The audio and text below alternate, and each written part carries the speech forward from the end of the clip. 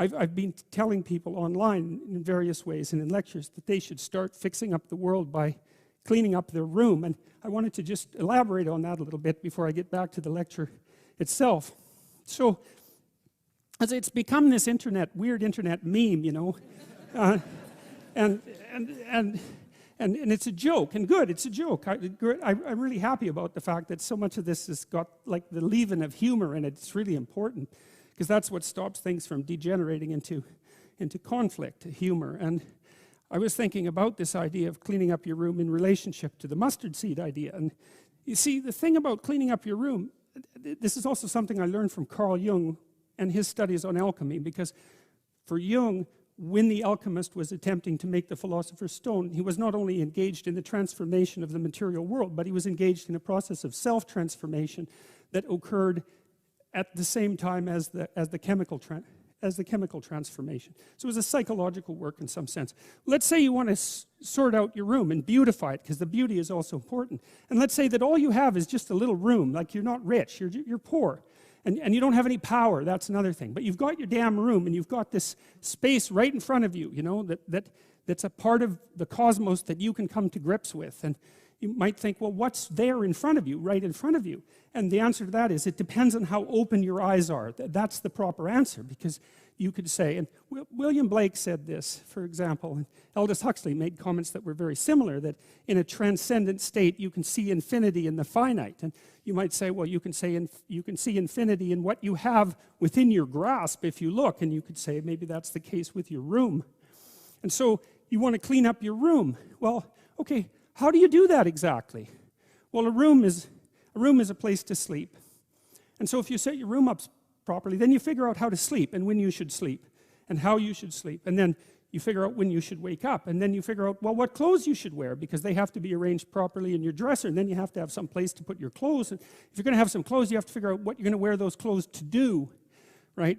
And then that means you have to figure out what you're going to do. And then your room has to serve that purpose, because otherwise it isn't set up properly. And if it doesn't serve your purposes, you will be unhappy and not happy in the room, because the way that we perceive the world is as a place to move from point A to point B in. And then if the place that we're in facilitates that movement, then we're happy to be there. And if the place that we're in serves as an obstacle to that movement, then we're unhappy to be there. And so what it means to set up your room is that you have to have somewhere to go that's worthwhile, or you can't set up your room, and then your room has to be set up to facilitate that. And then the next thing is, well, maybe you have to make it beautiful. But that's not easy, right? That means you have to have some taste. And that doesn't mean you have to have money. It doesn't, because you can be garish with money, and you can be tasteful with nothing.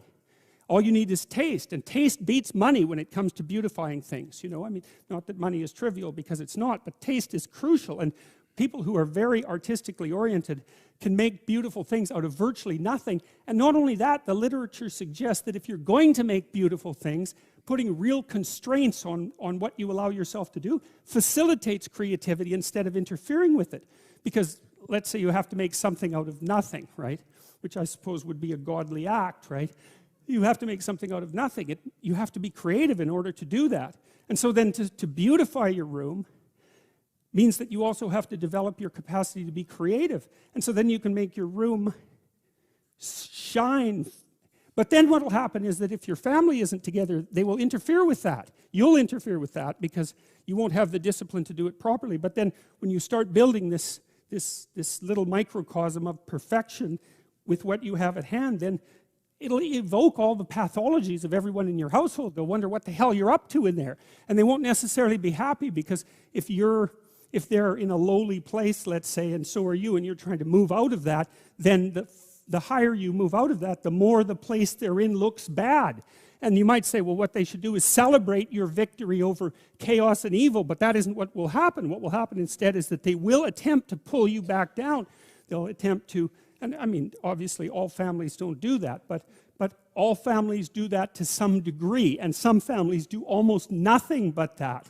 And so what that means is that if you're going to organize your room, then you're going to have to confront the devils in your house. And that's often a terrifying thing, because some of those devils have have lineages that go back many, many, many generations. And God only knows what you have to struggle with in order to overcome that.